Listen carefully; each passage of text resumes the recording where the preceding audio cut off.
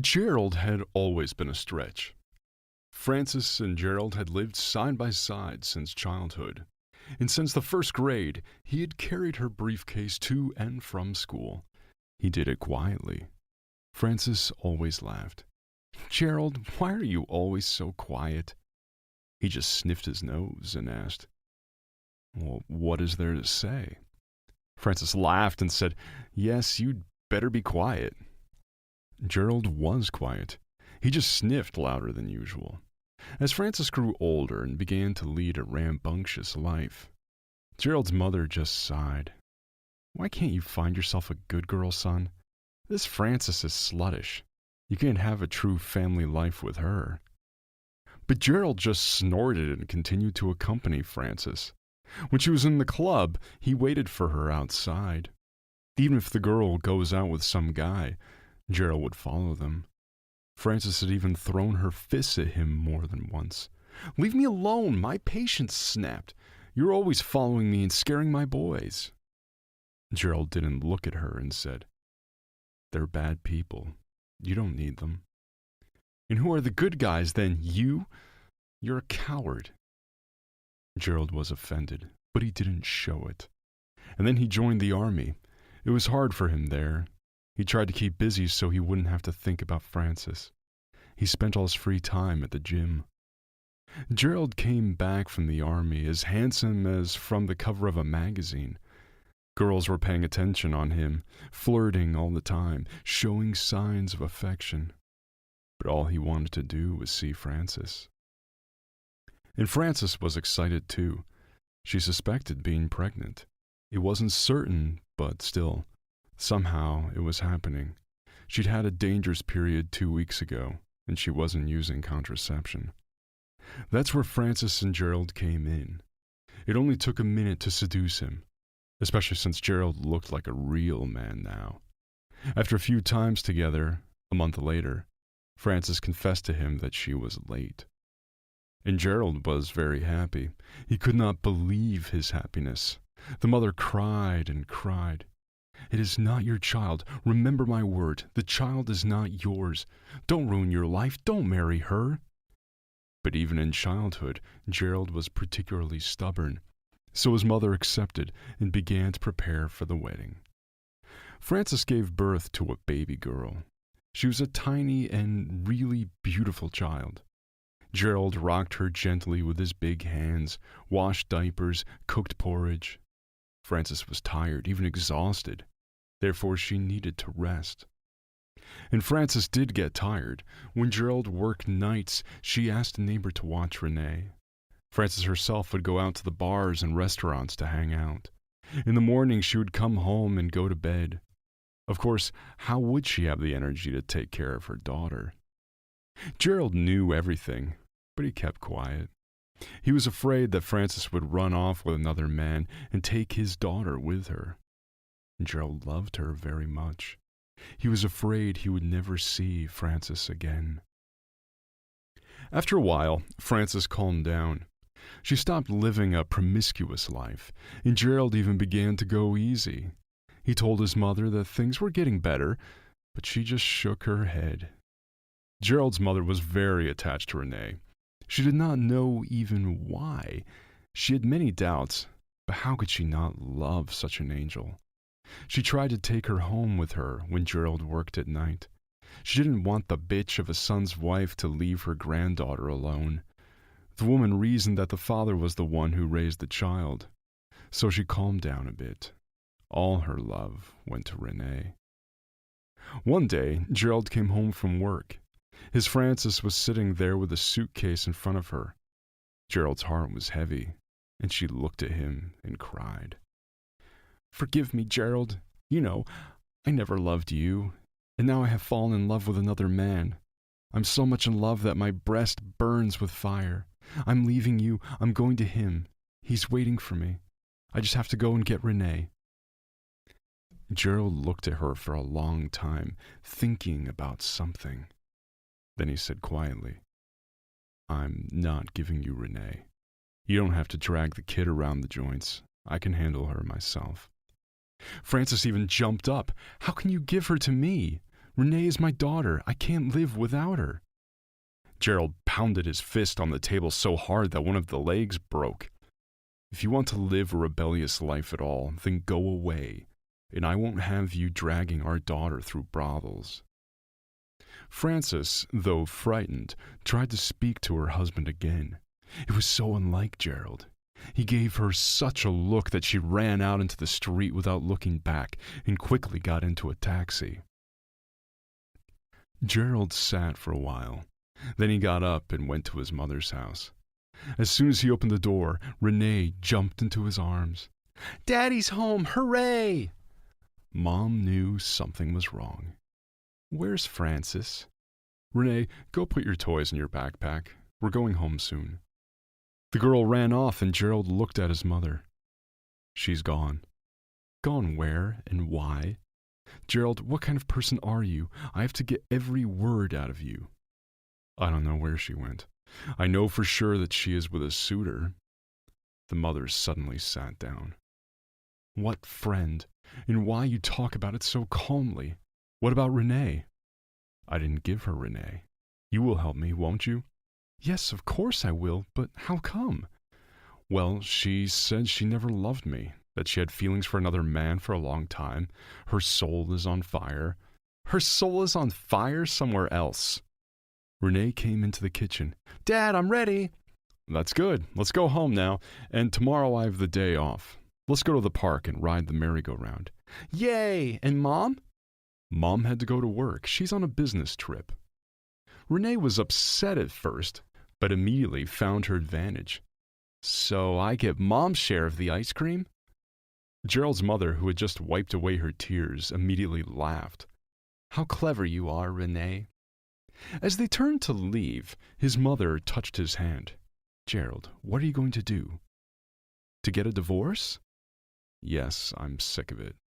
"That's right. Vanessa has been asking about you again." "Mom, don't bring that up again." "That's it. I'm shutting up." Gerald put Renee in the car, got behind the wheel, and drove out of the yard. On the way, he thought about Vanessa for some reason. Vanessa was the daughter of his mother's boyfriend. She had been alone since 18 years, as that time her mother died. The girl was small, like a gray mouse. She was very inconspicuous. There is a type of person who, whether out of insecurity or habit, always stays in the shadows and never speaks. Vanessa was such a person. Even when she was little, she never participated in the general noisy games. She was always watching from the sidelines. Now Gerald tried, but he couldn't even remember her face. Of course, she was a far cry from Frances's beauty. Gerald and Renee started living together. But why two? Gerald's mother helped them a lot. The mother had recently retired and had a lot of free time. Renee asked about her mother at first, and then she stopped.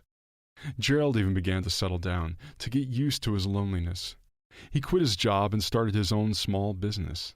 Strangely enough, the business was an instant success.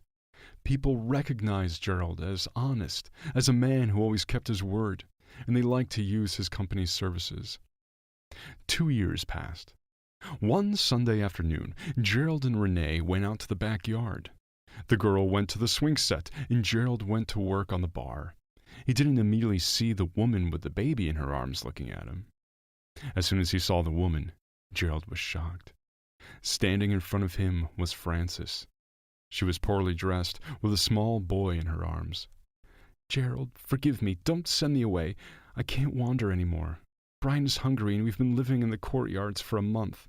I'm ashamed to show my face to you." It was then that Renee realized who was standing in front of her. "Mommy!"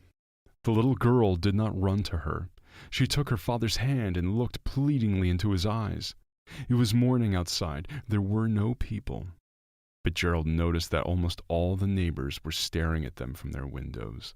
Some even opened their windows to better hear the conversation. "Let's go home. Don't make people laugh here. We'll talk face to face." It was only after these words that Renee ran to her mother. Frances cried, kissed, and hugged Renee. "In the apartment," Gerald said.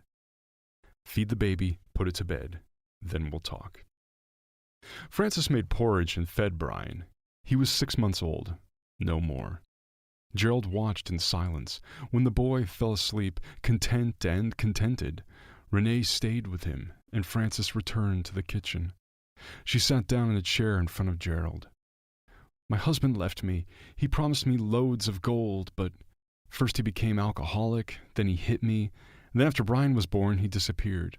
Then he showed up a month ago with his new wife. He threw us out on the street.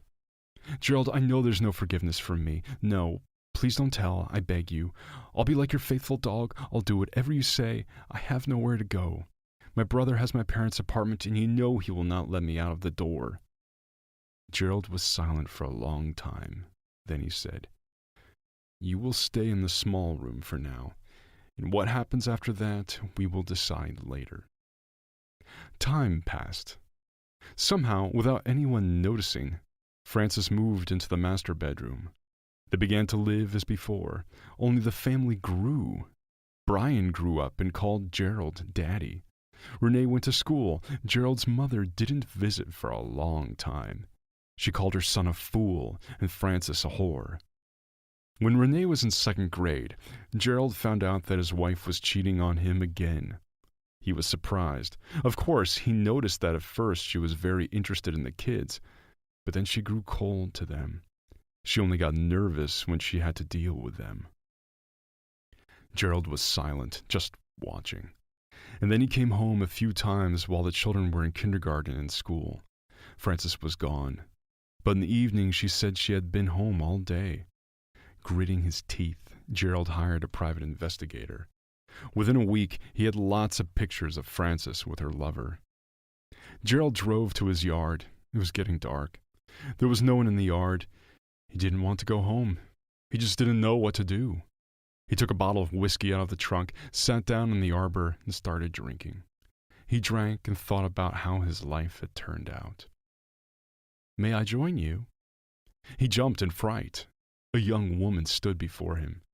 She was vaguely familiar. It was Vanessa, the one who had always been in love with him. Sit down. Why aren't you sleeping? I can't. And then I saw you in the window, so I came down. Why are you drinking? Ouch, don't even ask. Francis, you shouldn't do it. You'll get drunk, and then you'll do something you'll regret later. No, I won't. Why are you sad? They sat with Vanessa in the pavilion until almost morning. They remembered things, talked about things. Gerald felt so at ease, as if everything around him had become clearer. He came home and lay down quietly on the couch in the living room. He didn't want to see Frances, to hear her breathing. Frances didn't go anywhere for a week. Gerald's absence that night had sobered her a little. She asked at length where he was, what he was doing, but Gerald replied that he was spending his time at work and not getting into any scandals. He couldn't get over Vanessa. She was like a mouse, but there was something about her that Frances didn't have. Some honesty, some kindness. A few weeks later, he came home and Frances was gone. Renee had the idea to call Granny, who took Brian out of the garden. Gerald became very sad. He knew where his wife was, but he didn't know what to do. His mother had to go. They were out to see her off, and in the yard they met Vanessa again. The girl was embarrassed, blushing, and Gerald, not knowing how it happened, said, Vanessa, why don't you come with us to the cafe right now? Vanessa was confused and then looked at him. Come on, let's go. The kids jumped up and down in excitement. At the cafe, Gerald ordered almost everything on the menu. They were having a great time. And he kept watching Vanessa. He watched as she talked to Brian, teaching him how to eat his cake so the crumbs didn't fall off. Then she answered some questions for Renee, and in general, Vanessa was very domestic, proper, and most importantly, which for some reason Gerald had not noticed before, Vanessa was very beautiful. If Frances's beauty was flashy, flamboyant, Vanessa's was subtle and inner. When the woman looked at him and smiled slightly, Gerald saw her blossom. Did she really still love him? That was impossible. But it was as if she were single. Vanessa, forgive me for asking an indiscreet question. Where's your husband? I have no husband and never had. Gerald asked like a complete idiot. Why? Vanessa was embarrassed, and Renee poked him in the side with her hand. Daddy, you can't ask a woman questions like that. Gerald realized he had said something stupid. He started to apologize, but Vanessa had already responded. Why do you ask? You know the reason. Now it was time for Gerald to be embarrassed. He hadn't expected such frankness from the girl. The evening somehow ended on its own. When they got home, Frances was already in the kitchen doing something. She looked at Gerald guiltily, expecting a scandal. But he was silent. He walked silently into the room and lay silently on the couch. For 3 days, Frances was quiet. But on the 4th day, she began to make a fuss. Gerald was home that day, so there was no way she could leave during the day. He saw it all, understood it all, and watched with interest to see what would happen next. Nothing wavered in his heart. Everything was suddenly extinguished, as if there were no feelings at all. It was as if his eyes had been opened when he saw the pictures of Frances having fun with her lover. He knew, always knew, that this would happen. He knew that Renee was probably not his daughter either. But that didn't matter now.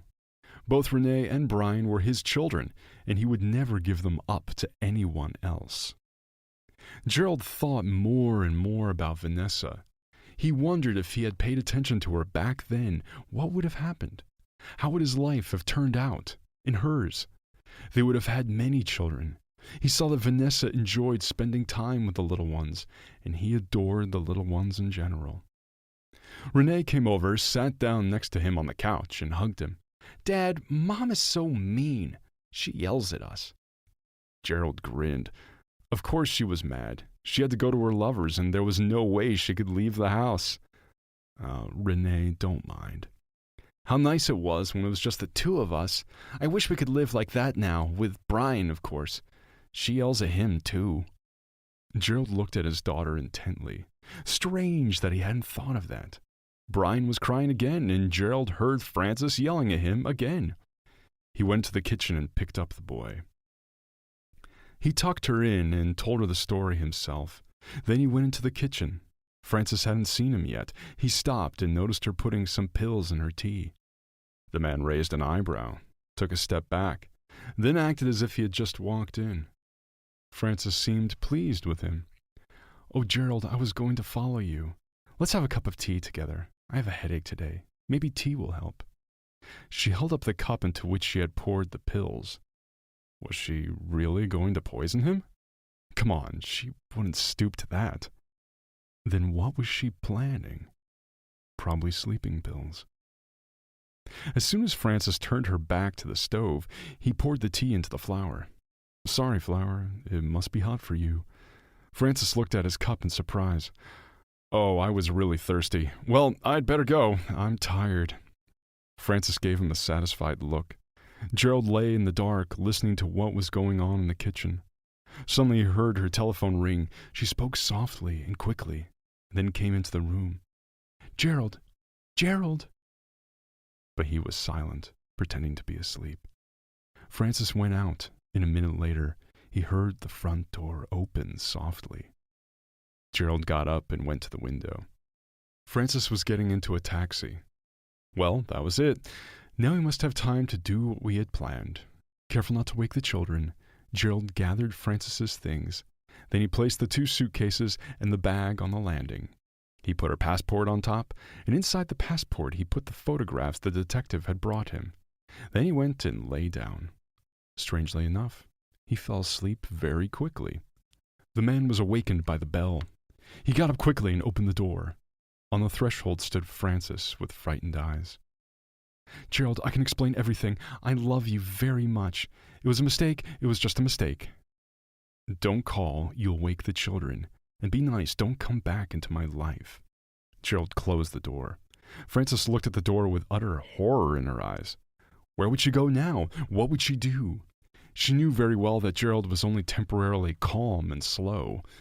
The woman decided that she had to give him time to calm down and miss him, and then try to make up again. She dialed her lover's number. Hello? My husband kicked me out. I'm coming to your place. Are you crazy? Why are you here? My wife will be back in 2 days. Solve your problems on your own."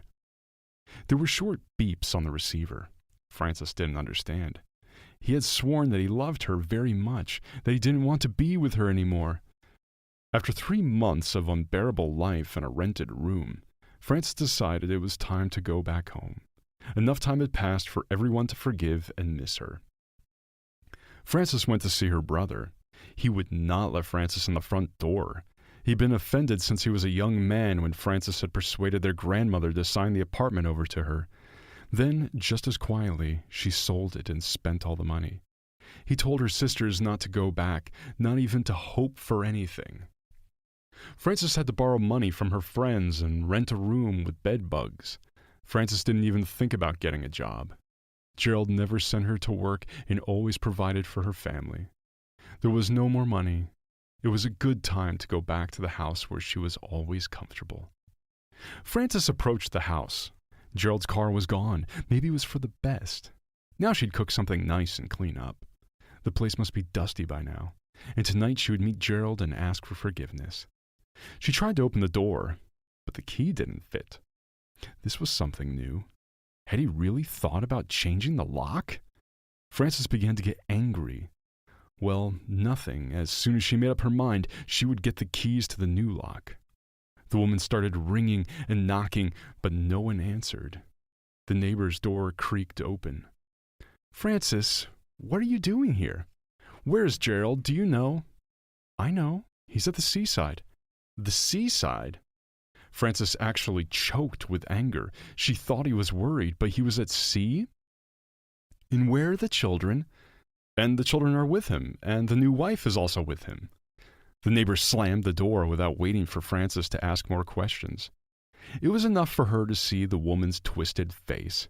She'd never liked the wild woman, so she always felt sorry for Gerald. And Francis stood there, unable to move from her seat. What woman? What new wife? Had he lost his mind? How she would scold him when he came back, and he would regret having been born at all. And then a wonderful thought came to Francis. We should report him to the police for stealing her children. They are legally divorced, so he had the right to take them anywhere without her consent. We just need to talk to his mother first. Have her call him and talk to him. If he doesn't come back and forgive her, she'll file a police report. She went to Gerald's mother's house. The woman opened the door. "What do you want?" "I want to talk." "There's nothing to talk about." "I'm going to report Gerald and call the police because he stole the kids without my knowledge." "Well, call them. I'll look into it." Francis grabbed the phone and began to cry into the phone that her husband had stolen the children and his mother was supporting and protecting him. Gerald's mother watched her with interest. Then she said, "Well, come on. We don't want the police waiting at the door." Francis did not understand why she was so calm. Nevertheless, she went in and sat down. Soon the police arrived. Francis immediately began to cry, though she had to pinch herself painfully to make the tears flow. All of her statements were recorded, and then they turned to Gerald's mother. "Why are you helping to hide the children?" "From who? From her?"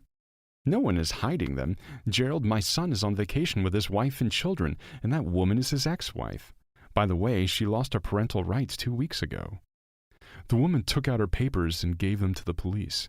They looked through everything and turned to Francis, who was looking at the whole thing with crazy eyes. "Why are you acting like this, woman? You abandoned your own children and now you're making a scene." How have I been deprived?" "Well, we sent you letters several times, and since you were evicted from your apartment, they came to the address where you used to live. You did not show up. There are many statements from neighbors and even from private investigators." "I won't leave it like this. You arranged everything. You will cry and beg me for mercy. How will I live now?" Gerald's mother looked at her and said, "Serves you right, prostitute. People work to live and you don't know that. Is that what you missed? Gerald did everything for you." The police escorted her out of the apartment and warned her that next time they would take her away for a report. Francis threw up her hands and walked away. She thought she needed a plan to get Gerald back. On her way, she stopped at a pawn shop and pawned the earrings Gerald had once given her. The money she got was enough to pay for her room and buy food. That's okay, she'll wait. Frances walked to Gerald's house every day. Finally, as she sat in the yard for the 3rd hour, she saw his car pull up into the yard. Frances fixed her hair and got up to meet him. Gerald was the first to get out of the car. He helped Vanessa out. She'd seen this girl somewhere before. Surely she had lived in this courtyard. How she had changed. She was unrecognizable. She looked so much prettier. Then the kids got out of the car. Renee noticed them at once. Frances smiled and the girl hid behind her father. Then she tugged on his sleeve. "Dad, look." Gerald turned. His eyes narrowed in anger. He walked toward Frances. He grabbed her arm and pulled her behind a bush before Brian could see her. Vanessa saw the look in Gerald's eyes and told Renee to quickly take her brother home and rushed after her husband. Gerald was furious. He rarely lost his temper, but this was one of those times. "I told you not to show your face. I'm here for the children. You never wanted those children, and now that you have nothing, you suddenly remember them?" He squeezed her hand tighter and tighter. Suddenly Vanessa ran up. "Gerald, leave her alone. Let's go home." And then Frances became hysterical. She ripped Gerald's arm off and threw herself at Vanessa, grabbing her hair and scratching her. Gerald barely pulled her away from his wife and threw her aside. At that moment, the children ran up to them. They hugged Vanessa and all screamed, "Are you in pain? Are you in pain? Let me blow." Vanessa tried to calm them down by sitting on the floor. "No, Sunshine, it's okay. It's just a scratch." Blood ran down Vanessa's cheek. Frances watched the scene with hatred, then said, "Renee, Brian, come here. I am your mother. I missed you." But the children didn't move. They didn't even look at her. Then she raised her voice. "I told you to get away from that aunt and come to your mother. Do you hear me?" Renee turned to her and said, "Go away. Don't touch our Vanessa. Go away." "What do you say to your mother? You lousy girl. I haven't scolded you enough. Brian, go to your mother. It's not even your daddy." Gerald couldn't take it anymore. He turned to her and said, "I'm going to give you 2 minutes. If you're there in 2 minutes, I promise you, you're in trouble." Frances backed away from his gaze, then took a step toward him and hissed, "You'll be sorry." That evening, the whole family gathered in the kitchen, and Grandma came. She hadn't seen her grandchildren for a long time. The children gave her shells from the sea and small gifts they had bought from street vendors. They did not talk about what had happened during the day. Renee and Brian excitedly told Grandma how much fun they had at the ocean and how wonderful the waves and hot sun were. She listened and smiled. It was getting dark outside, and it was time to go home. Suddenly, there was a noise outside, and then it was light. Everyone ran to the window. Gerald's car was on fire. The neighbors moved their cars as best they could, but the cars next to them also caught fire. Vanessa yelled, "Why are you standing there?" "What am I going to do? There's nothing left to save." "Is it over?" "I think so. I've done the insurance. I might have forgiven her, but the neighbors. We put a camera in the driveway a month ago. It's pointed right at the cars." Frances celebrated her success. She bought a bottle of champagne with the last of her money. She opened it, sat down on the couch, and drank straight from the bottle. She smiled. This was only the beginning. Now she would think of something else. The doorbell rang. Strange. Who could it be? She opened it and saw the policeman. "What do you want?" "Come in. We're here for you." "For me? What's wrong?"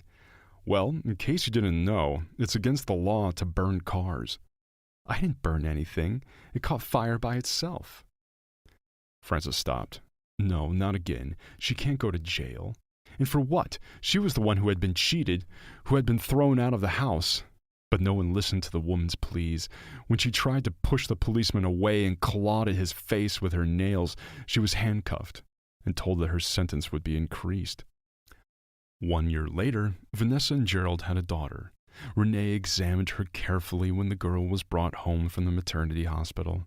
Then she let Brian down and told him, "You're not the youngest anymore. That means you can't be spoiled anymore. Here, she is a little one and you have to protect her and play with her." Brian thought for a while. He wanted to fool around, but he wanted to be a big brother even more, and then he said, "Okay, I'll protect her." Everyone in the room laughed. All right, everyone's presentations are done, Nick, the manager, said as he tried to move the discussion forward. Excuse me, I haven't. I recently found out something. Nick interrupted me and began to speak. There's apparently someone in this department who didn't graduate high school and is just a part-timer. Meetings should be for employees only. Absolutely right. His lackey, Mike, of course, agreed with Nick. I'm leaving. After leaving the meeting room, I started to shut down my computer. I noticed that an email had arrived, not in my personal inbox, but in the company's shared email. Thinking, there's no point in speaking up, no one will listen, I went home quietly. The next day, I heard a commotion from Nick's desk. He was staring at his computer screen, his face pale. Nick? Is something wrong? Mike looked at the screen with him. And he turned even paler than Nick. Why is he so angry? Knowing the reason for Mike's distress, I thought to myself, serves them right. My name is Adam.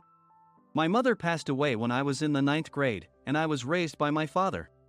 Well, you could hardly call it being raised. After my mother passed, my father changed. He drowned his sorrows in alcohol, and though he still went to work, he squandered our living expenses on horse racing.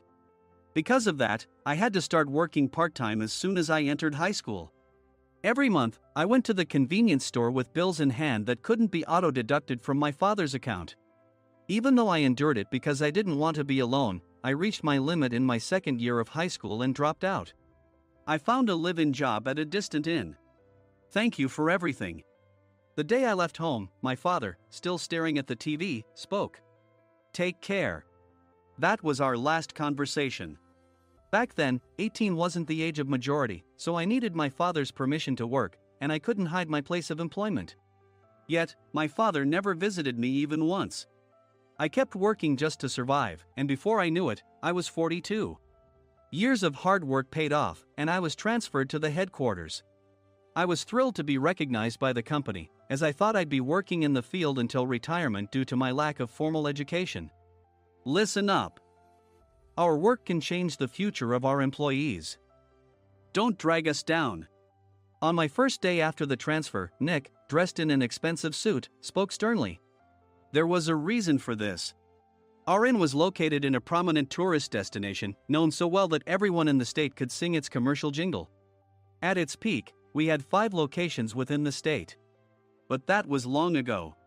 Due to financial difficulties and aging facilities, only the place where I had worked for many years and the original establishment remained. I was prepared to lose my job anytime, but now there was a glimmer of hope. With the rise of social media, the tourist area where the inn was located started gaining attention again. Depending on how hard the sales department, where I was transferred, worked, we could either thrive or be forced to give up this prime location to the new hotel chains continuously popping up. For Nick, who had switched careers from another industry to strengthen our sales, this was a battle he couldn't afford to lose. I understood why he had to be strict. I will do my best. Nick sneered at my enthusiastic declaration. Did you not hear what I said? I'm sorry. I thought I was listening carefully. Out of habit from years of customer service, I apologized reflexively, though I had no idea what had offended him. Someone was watching me with a smirk. In this department, there are those who are expected to excel and those who have been shoved here because they have nowhere else to go. You are the latter. It was Mike, the section chief. He's 7 years younger, at 35. But he was called to headquarters much earlier than I was and had been moving around within the headquarters ever since. I'm not jealous, but I can't accept that he's my boss. Graduating from a prestigious university, he has an unusually high pride and caused many problems as a newbie, making things very difficult for me when I was the front desk leader. When I found out Mike was transferred to the sales department a month before me, I was disheartened. Mike is right. With just a middle school diploma, there's not much you can do. Don't even think about achieving results. As if I didn't exist, Nick remarked, I'm thirsty. Mike eagerly ran to the coffee maker. It seems Mike is Nick's lackey. I regretted being happy about my transfer to headquarters, wishing I had stayed on site forever. Send a direct mail to every company on this list by the end of the day. Nick only assigned me tasks that even a new graduate could handle. What? There are over 1,000 companies. You want me to send to all of them by today? Yes, if you and your fellow misfits split the work, even those with nowhere else to go should finish by today. I glanced at the employees typing away expressionlessly. They were worn out from customer service, only thinking about leaving on time, or were women reassigned after having children. With zero motivation for work. Even Sam, a new graduate from the same university as Mike, who was supposed to be among the expected achievers, had no enthusiasm for the job. Having joined the company wanting to do customer service. I don't care what they say, I plan to quit anytime, he said. Only Nick and Mike were highly motivated, making all the decisions between the two of them. I originally only wanted to work at the inn to survive and had no particular attachment to this job. I swallowed my words, thinking I had no right to reprimand them. About a month after the transfer, Nick told us with a frustrated look. To commemorate the 50th anniversary, we've decided to create a plan exclusive for one group per day. Originally, Mike and I were supposed to come up with it, but our president, Mr. Thompson, insists on hearing everyone's opinions. So, you all get a chance. As Nick explained, Mike began handing out prints. Make sure not to embarrass Nick. If your ideas are half-baked, you'll have to redo them. It seemed that they had printed his handwritten notes by Mr. Thompson, which included several questions and a section for free responses. It made sense why Nick had to seek our input, given that all responses had to be submitted to Mr. Thompson. We were given a week to think about it, and a meeting was scheduled to compile our ideas. My plan is to let guests enjoy both the old and modern America. Nick began the presentations. Guests would watch a master confectioner at a nearby traditional sweet shop make sweets in front of them. The welcome drink would be premium tea in a bottle. Nick's plan was certainly attractive. After his presentation, Nick called on us to present in the order we were seated. Just as I stood up for my turn. All right, everyone's presentations are done. Excuse me, I haven't. I recently found out something. Nick interrupted me. There's someone in this department who didn't graduate high school and is just a part-timer. He was likely talking about me. I joined the company as a part-timer and was made a full-time employee when I turned 20. That was 20 years ago, so Nick and Mike probably had no chance to know until recently. Meetings should be for employees only. Absolutely right. After that, Nick kept creating opportunities to solicit everyone's opinions, purposefully excluding me from speaking. The meeting unexpectedly heated up and went past the scheduled end time. A few people asked to leave, and the discussion continued with the remaining few. Still here? Normally, you'd leave in that situation. Though I had no attachment to the job initially, hearing kind words from customers made me want to make them happier. For someone like me, with nowhere to go, the inn was my home and customer service was my life. I felt pathetic about my current self. I'm leaving. I left the conference room and started shutting down my computer. I noticed an email had arrived, not in my personal inbox, but in the company's shared email. Thinking no one would listen to what I had to say anyway, I quietly went home. The next day, while preparing the DM as instructed, I heard a commotion from Nick's desk. In his haste to stand up, he hit his knee on the desk. He stared at his computer screen, his face pale. Nick! What's wrong? Mike, thinking he should be the first to rush over, approached Nick while still wearing his coat. He peered at the screen with Nick. And he turned even paler than Nick. Why is he so angry? Who is responsible for this company? Nick, more irritated than ever, asked, and Mike answered without checking. Probably Sam. Sam wasn't there because he was attending a morning training session for new hires. Nick gave up on getting angry and returned his gaze to the screen. They were looking at an email that arrived right after the end of the working day yesterday. Apparently, no one, including me, had checked it before leaving. The email was from a large company that used us for their annual employee trips. The president and executives of that company also frequently used our services personally. President of the company, Mr. Mason himself, had declared that neither he nor his company would ever use our services again. Well, some companies cancel their employee trips or stop using our services due to financial struggles. Let's just move on. Mike kept wiping the sweat from his forehead with a handkerchief. Knowing why Mike was so agitated, I quietly watched their interaction. Do you know how much revenue we get from that company? We can find other guests to fill the rooms, but we'll lose the banquet costs, gift shop revenue, rental car fees, and more. Moreover, the gifts were supposed to be prepared by the traditional confectionery shop involved in Nick's proposed plan.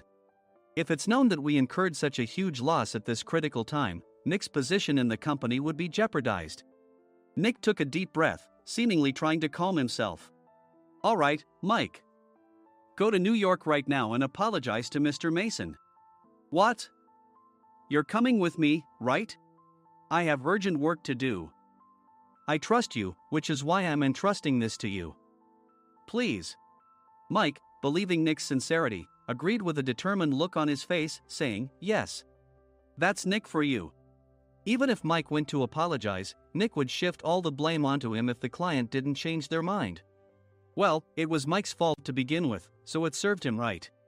About 3 hours later, Sam answered a call from somewhere and repeatedly apologized, saying, I'm very sorry. Everyone watched to see what was happening. After ending the call, he informed Nick with a weary tone. When Mike arrived at the client's company, he only made things worse, further infuriating Mr. Mason. He was demanding, get his boss here immediately. It was no wonder Sam was exhausted, dealing with such a call right after returning from training.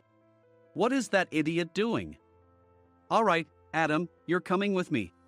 If sacrificing Mike didn't work, then I must be next. Normally, I'd want to refuse at all costs, but I saw an opportunity in this situation. If I can be of assistance, I'd be happy to join you. I immediately followed Nick, and we flew to New York. When we introduced ourselves at the reception, it became clear how serious the situation was, as the receptionist personally escorted us to the president's office. Angry voices leaked through the door, making both Nick and me uneasy. Excuse me. I'm Nick, the supervisor. I understand my subordinate has caused you trouble, and I deeply apologize. Nick, with his experience in the corporate world, knew enough to offer an apology before excuses. However, his customer service skills left much to be desired. I sighed as I saw Mike trembling like a small dog in the corner of the room. What kind of training are you giving your subordinates? Mr. Mason glared at Nick with a red face. The intensity of his gaze made even Nick take a step back. Regrettably, I joined this company only 2 years ago and was unaware of Mike's issues. I should have identified his shortcomings sooner. Indeed. I should have realized sooner. No sensible person would come to apologize and then give a lengthy presentation on the drawbacks of not using their in. Nick froze, his mouth slightly open. Suspecting the worst, I picked up the documents that had fallen to the floor. It seemed Mike hastily prepared these documents on the plane, listing the disadvantages. Disadvantage 1: if you change the venue for the company trip, employees might suspect it's for cost-cutting reasons, leading to a negative impression. Reading it aloud half-jokingly, Nick snatched the papers from my hand and checked the contents with a furious expression. Among the stack of documents was a receipt from a nearby convenience store's copy machine. I felt a pang of dread, hoping he hadn't shown the receipt as well. What do you think he said when I asked what kind of nerve he had to do this? I'm very sorry. Faced with the dire situation, Nick must have thought there was nothing left to do but apologize. In a voice smaller than I'd ever heard from him, he uttered words of apology. He said, I'm a Harvard graduate. I don't believe I said anything wrong. Mike, what have you done? Forgetting his plan to pin the blame on Mike, Nick yelled loudly, even in front of Mr. Mason. I didn't do anything wrong. You're still saying that? Look at him. Mike pointed at me with a shaking hand. I was assigned to headquarters in my 20s and now I'm a section chief. This guy only made it to headquarters at 42. Everything I've done proves I was right. So why are we losing the contract? Having said his piece, Mike collapsed to the floor. Of course. You were sent there because you had nowhere else to go. Mike never expected to hear such words from someone he looked down upon. He lunged at me, and Nick hurriedly stepped in to stop him. Mr. Thompson told me Mike is a quick thinker, and to take good care of him. There's no way he was pushed aside. Don't make things worse here. He didn't say quick thinker, he said only quick-witted, didn't he? I don't remember that part. I recalled the many troubles Mike caused when he was a newbie. When Mike was on the front line, his pride was so high that he never apologized to customers. Customer service, especially in our job, doesn't work alone. It brings both good and bad situations. If the front staff or housekeepers made mistakes, or the cleaning company didn't properly clean a room, one had to apologize to the customers regardless of personal fault. Mike, in such situations, would never apologize, insisting he wasn't at fault. This often angered customers, and as the front desk leader, I frequently had to apologize on his behalf. He caused complaints and disrupted operations, which is why he was quickly moved to headquarters. In departments where he didn't interact directly with customers, his quick thinking was beneficial and things went well. But it seemed his flaws were starting to show. Corporate reservations are supposed to be entered into the system by the sales representative. But a quick check yesterday revealed that more than 10 items were missing from the client's reservation. The handover document clearly stated what needed to be prepared. Why didn't you enter it into the system? Why do we have to give them special treatment? Filling rooms near the banquet hall, setting up all the food in advance. Specifying the brand of wine, they're too demanding. No wonder he always angered customers, I thought, feeling a headache coming on. Grouping them in rooms near the banquet hall is for our benefit too.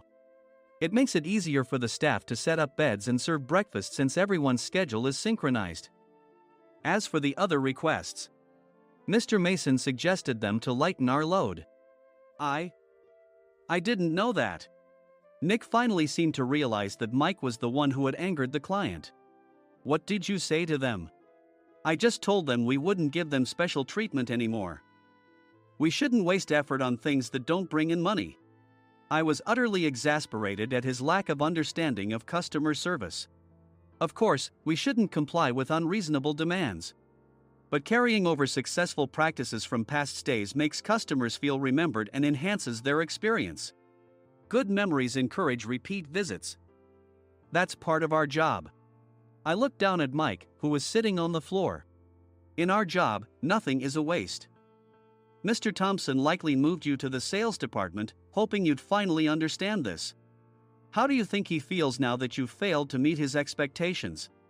Mike, tears in his eyes, fled the president's office. I was amazed he still hadn't apologized. You have it tough, Adam. It's okay, we're all employees of the same company. I deeply apologize for this disrespectful incident. Especially after all the care you've shown us. If it weren't for you, Adam, I really would have stopped staying here. When I heard you were moving to the sales department, I was willing to reconsider if you handled it. Seeing us talk so amicably, Nick's face contorted. Do you two know each other? Adam's service is excellent. I always requested him specifically. Normally, we don't accept specific staff requests, but we made an exception for Mr. Mason, adjusting my shifts accordingly. He had personally stayed at our hotel just before my transfer, and during casual conversation, I mentioned, I'm moving to the sales department soon. If I hadn't told him then, things could have been much worse. Please continue to take care of us. I look forward to it. On the return flight, Nick awkwardly offered me a can of beer. It's still working hours. Of course, I had no intention of forgiving him for a single beer. Nick might try to pin everything on Mike and avoid any consequences. While pondering this, a startling fact came to light. Nick, the tea bottles for the plan have arrived. I handed Nick a bottle labeled with our inn's name. They look good. What are you talking about? These are plastic bottles. I had assumed we would use the trendy, high-end bottling tea. But what arrived were ordinary plastic bottles of tea with customized labels. The only unique aspect was the label, which had the inn's name, making it look customized. Upon further investigation, I discovered that a substantial amount of money was set to be paid to the tea company. It was priced like bottling tea. Does this plastic bottle really cost $100 each? The tea inside is specially blended for us. The extra cost is for that. Wouldn't it be better to use another tea company? Or is there a specific reason we must use this one? As Nick continued to make excuses, I showed him a printed email. I informed the tea company's president, Mr. Mitchell, that we discovered irregular payments and he confessed. He said you two were high school classmates and planned to split the extra money. That idiot. Why did he confess? That's not important. You should worry about yourself, this could turn into a police matter. Opening the bottle cap, I suggested. How about calming down with this tea? It supposedly has a relaxing effect. Nick drank the tea frantically. In the following days, decisions were made about their fates. Mike was reassigned to the General Affairs Department, with no chance of transfer or promotion, as per Mr. Thompson's orders. As for Nick, since the payment to the tea company hadn't yet been made, he narrowly avoided legal trouble. Instead, he was encouraged to leave the company, and to avoid further complications, Nick submitted his resignation. Rumor has it that connections between HR departments have made it difficult for him to find new employment. Even though it was good to have those two gone, something unexpected happened in the sales department. Everyone became motivated and united in refining the 50th anniversary plan. In the end, my plan was adopted. We collaborated with the Tourist Information Center to provide personalized guides. The plan, tailored to the number of guests, was truly special for the 50th anniversary. Hey, is Adam's family coming to stay? I immediately booked that special plan for my family. Sam noticed it on the reservation list and quickly picked up on it. Yes, I'm inviting my father. That's great.